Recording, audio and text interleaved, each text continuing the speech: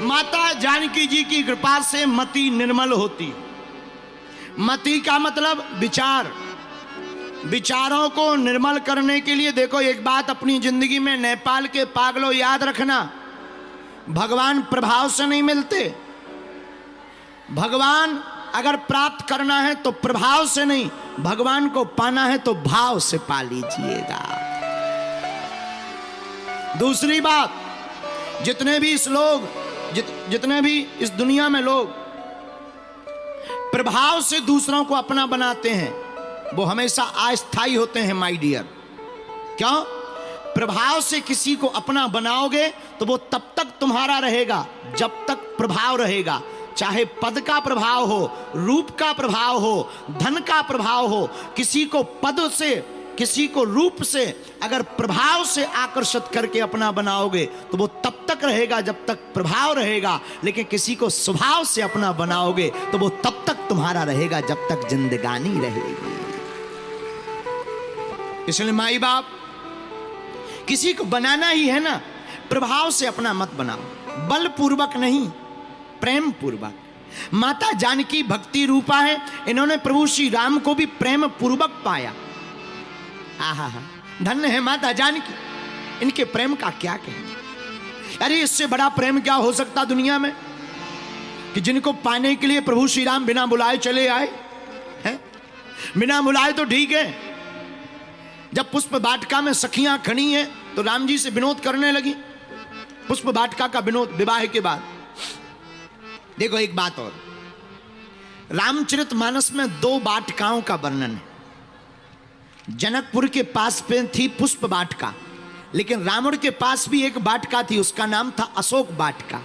लेकिन अंतर है माई बाप, पुष्प वाटिका महाराज जनक योगी हैं, उनकी वाटिका में माता सीता प्रसन्न है, लेकिन राजा रावण की वाटिका वह भोगी है, उसकी वाटिका में माता दुखी है।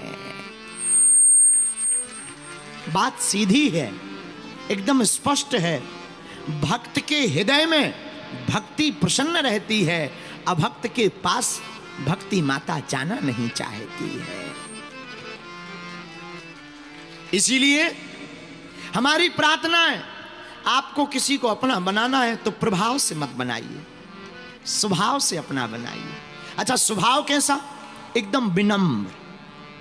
देखो, जिस पेड़ में फल होते हैं वो झुका हुआ होता है, उसी प्रकार जो बड़ा होता है वो विनम्र होता है।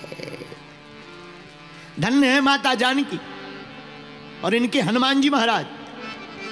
हनुमान जी जैसा कौन होगा इस दुनिया में, कितने विनम्र हैं हनुमान जी। राम जी उनसे पूछते, तुम लंका जलाए आए, लंका को जला डाला, लंका में आग लगा दी। हनुमान जी बोले, प्रभु ना हम लंका गए ना हमने जलाई। राम जी बोले, विचित्र बात मत बोलो, ब्रेकिंग न्यूज तुम्हारी चल रही है, ब्रेकिंग न्यूज आपकी चल रही है, ब्रेकिंग न्यूज में फोटो में तुम ही दिखाई पड़ रहे हो। हनुमान जी मुस्कुराकर बोले, प्रभु फोटो जरूर हमारी दिखाई पड़ रही, चित्र जरूर हमारा दिखाई पड़ रहा, पर चरित्र तो आपका ही है। इतना विनम्र कौन होगा? और हम लोग, अरे अब हम लोगों की मत पूछो, हम लोग एक कोई काम करवा दे तो फोटो खिंचवाने से नहीं मानते। पेपर में आई कि नहीं, सुबह से अखबार ढूंढते। बोलो जय सिया राम, जोर से बोलो। और धन्य है हनुमान जी, हनुमान जी बड़े बड़े काम करके भी क्या कहते, सो सब तब प्रताप रघुराई, सो सब तब प्रताप रघुराई। हनुमान जी कहते, प्रभु श्री राम, ये आपका प्रताप है कि हम लंका गए। लेकिन राम जी मुस्कुराकर बोले, भैया लंका तो तुम गए थे। हनुमान जी बोले, गए हम थे, पर मुद्री तुमने दी थी, उसी पे बैठ के गए। जो मुद्रिका दी ना, राम नाम अंकित अति सुंदर, जो मुद्री दी आपने, उसमें जो राम नाम लिखा था ना, हम उसी पे बैठ के पार हो गए। ये भी बहुत अच्छी बात है। हनुमान जी ने पार किसको किया? मल को, समुद्र को, सागर को। उस सागर को पार करने वाले वीर बजरंगबली बताना चाह रहे पूरी दुनिया वालों को कि मेरे पागलों, जिस प्रकार हमने मुद्रिका को सहारा लेकर के समुद्र को पार कर लिया, वैसे ही तुम भी राम नाम का सहारा लेकर भव सागर भी पार कर सकते हो।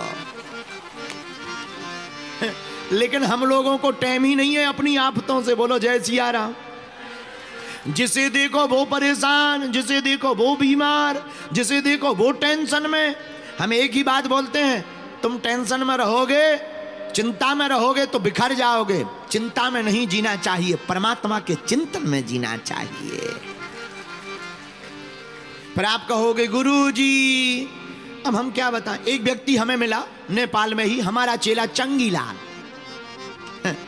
हमारा एक चेला है चंगीलाल, नेपाल में रहता है आजकल, यहीं चितवन में, चितवन क्षेत्र में। हमने कहा कहो चंगीलाल पीते क्यों हो? पीना समझ गए? दारू। हम कहा पीते क्यों हो? बोला गुरुजी टेंशन मिटाने के लिए। हमने कहा टेंशन क्या है? बोले टेंशन कुछ नहीं है, घर वाली ही टेंशन है। हम कहा टेंशन मिट गई? बोले मिटी नहीं है, मिट जाएगी। हमने कहा आखिर पीने से टेंशन मिटेगी कैसे? बोले जब पिएंगे तो बर्बाद हो जाएंगे, बर्बाद हो जाएंगे तो अपने आप घरवाली नहीं रुकेगी। बताओ, ऐसे भी लोग। एक व्यक्ति और हमें मिला, बोला गुरुजी हमने सुना है दारू पीने से जुखाम मिट जाता है। जुखाम, सर्दी जुखाम, दारू पीने से जुखाम मिट जाता है। एक महात्मा ने बड़ा अच्छा जवाब दिया।